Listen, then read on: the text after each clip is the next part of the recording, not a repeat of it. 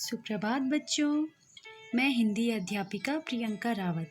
आज हम कक्षा 7 वसंत भाग 2 से पाठ 6 रक्त और हमारा शरीर पाठ का अध्ययन करेंगे, जिसके लेखक यतीश अग्रवाल जी हैं। बच्चों, अब हम यतीश अग्रवाल जी के बारे में जानते हैं। नई दिल्ली, उत्तर प्रदेश हिंदी संस्थान का विज्ञान भूषण सम्मान डॉक्टर यतीश अग्रवाल को दिया गया है। नई दिल्ली में सफदरजंग हॉस्पिटल में सीनियर डॉक्टर और प्रोफेसर 1980 से हिंदी और अंग्रेजी की प्रमुख पत्र पत्रिकाओं में मेडिकल और पब्लिक हेल्थ संबंधी विषयों पर लिखते आए हैं। हिंदी अंग्रेजी में उनकी 47 पुस्तकें प्रकाशित हो चुकी हैं।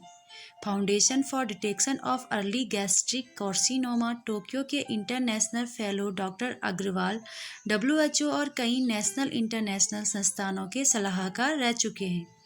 पुरस्कार में डॉक्टर अग्रवाल को 2 लाख रुपए की राशि और सम्मान चिन्ह प्रदान किया गया है।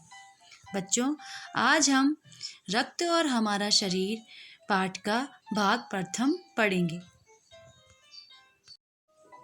प्रस्तुत पाठ में रक्त यानी कि खून और उसकी कमी से होने वाली बीमारियों, खून की संरचना, खून बहने पर किए जाने वाले उपायों, इन बीमारियों से बचने के लिए पोषक आहार तथा ब्लड बैंक के विषय में जानकारी दी गई है। चलिए बच्चों, अब हम पाठ को पढ़ते हैं। दिव्या अनिल की छोटी बहन है। यूँ तो वह शुरू से ही कमज़ोर है, लेकिन कुछ दिनों से उसे हर समय थकान महसूस होती रहती है। मन किसी काम में नहीं लगता, भूख भी पहले से कम हो गई है। अस्पताल में उसे डॉक्टर ने देखा तो कहा, लगता है दिव्या के शरीर में रक्त की कमी हो गई है, जांच कराकर देखते हैं। यह कहकर उन्होंने दिव्या को रक्त की जांच के लिए पास के एक कमरे में भेज दिया। वहाँ अनिल को अपनी ही जान पहचान की डॉक्टर दीदी दिखाई दी। बच्चों, इस पाठ में कहानी है अनिल और दिव्या की। अनिल दिव्या का बड़ा भाई है। दिव्या शुरू से ही यानी कि बचपन से ही कमज़ोर पतली सी है और हमेशा बीमार रहती है। इधर कुछ दिनों से दिव्या को थकान महसूस हो रही थी और भूख भी कम लग रही थी। तो अनिल, उसका भाई, उसे डॉक्टर के पास ले गया, हॉस्पिटल में ले गया और डॉक्टर ने उसकी जांच की। डॉक्टर ने कहा दिव्या को रक्त की कमी हो गई है और डॉक्टर ने उसे पास के कमरे में भेजा और कहा वहाँ दिव्या की रक्त की जांच करवाइए। जब अनिल वहाँ पहुँचा तो उसने क्या देखा, वहाँ पर उसकी जान पहचान की, उसकी मेल मिलाप की एक डॉक्टर दीदी उसे दिखाई दी। डॉक्टर दीदी ने कहा, कहो अनिल, कैसे आना हुआ? अनिल ने बताया कि डॉक्टर ने दिव्या को खून की जांच के लिए आपके पास भेजा है, खून का परीक्षण करने के लिए आपके पास भेजा है। इतना सुनते ही डॉक्टर दीदी ने दिव्या की उंगली से रक्त की कुछ बूंदें एक छोटी सी शीशी में डाल दी और स्लाइड पर लगा दी। फिर अनिल से बोली, अनिल, तुम कल अस्पताल से रिपोर्ट ले जाना। स्लाइड कांच का एक टुकड़ा होता है, आयताकार, जिस पर जांच करने के लिए खून की कुछ बूंदें डाली जाती हैं और एक सूक्ष्मदर्शी यंत्र से देखा जाता है। सूक्ष्मदर्शी यंत्र एक छोटी सी मशीन होती है, जिससे छोटी चीज़ों को बहुत ही बड़े आकार में, बड़े स्वरूप में देखा जाता है। तो डॉक्टर दीदी ने कहा, कल तुम रिपोर्ट का अर्थ है कि जो खून की जांच करने के बाद जो विवरण आएगा उसको तुम कल लेकर जाना। अगले दिन अस्पताल पहुंचकर अनिल ने डॉक्टर दीदी के कमरे के दरवाजे पर दस्तक दी। अगले दिन जब अनिल डॉक्टर दीदी के पास आया तो उसने दरवाजे को खटखटाया। भीतर से आवाज़ आई, आ जाओ। अनिल ने कमरे में प्रवेश किया तो पाया डॉक्टर दीदी सूक्ष्मदर्शी द्वारा एक स्लाइड की जांच कर रही थी। दीदी के इशारे से वह पास रखी एक कुर्सी पर बैठ गया। स्लाइड की जांच पूरी होने पर डॉक्टर दीदी ने साबुन से हाथ धोए और तौलिए से पोंछती हुई बोली, अनिल, दिव्या को एनीमिया है, चिंता की बात नहीं, कुछ दिन दवा लेगी तो ठीक हो जाएगी।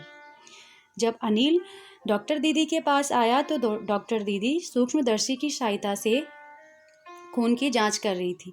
तो दीदी ने कहा, इशारा करते हुए, कि तुम पास रखी कुर्सी पर बैठिए। थोड़ी देर के बाद दीदी ने कहा अनिल से कि दिव्या को एनीमिया है। एनीमिया का अर्थ है खून की कमी वाला रोग हो गया है उसे, और वह चिंता करने वाली बात नहीं है, कुछ दिन वह अगर दवा लेगी तो वह ठीक हो जाएगी। अनिल के मन में जिज्ञासा हुई। वह बोला, दीदी एक सवाल पूछूं। अब अनिल के मन में जिज्ञासा का अर्थ है जानने की इच्छा हुई कि मुझे आपसे कुछ पूछना है। वह दीदी से प्रश्न करना चाहता था। हाँ हाँ क्यों नहीं, डॉक्टर दीदी ने कहा। एनीमिया से आपका क्या मतलब है दीदी, उसने पूछा। डॉक्टर दीदी अनिल से कहती है एनीमिया को जानने के लिए तुम्हें रक्त के बारे में भी जानना होगा। डॉक्टर दीदी ने कहा फिर कि देखने में खून तो लाल द्रव के समान दिखता है, किंतु उसे सूक्ष्मदर्शी की सहायता से अगर देखा जाए तो वो भानुमति के पिटारे से कम नहीं। भानुमति का पिटारा जिसमें बहुत तरह की वस्तुएं से भरा हुआ पिटारा। मोटे तौर पर इसके दो भाग होते हैं, रक्त के दो भाग होते हैं। एक भाग वह जो तरल है, जो पानी की तरह दिखता है, उसे हम प्लाज्मा कहते हैं। दूसरा वह जिसमें छोटे बड़े कई तरह के कण होते हैं, कुछ लाल, कुछ सफ़ेद और कुछ जिनका कोई रंग नहीं, जिन्हें विषाणु प्लेटलेट कण कहते हैं। जिन कणों का कोई रंग नहीं होता उन्हें विषाणु प्लेटलेट कण कहते हैं। ये कण प्लाज्मा में तैरते रहते हैं। ये कण, जो पहला वाला कण है जो तरल दिखता है, उसमें तैरते रहते हैं।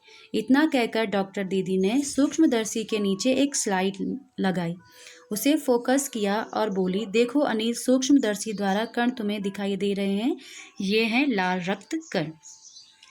स्लाइड देख मानो आश्चर्य से उछल पड़ा था अनिल।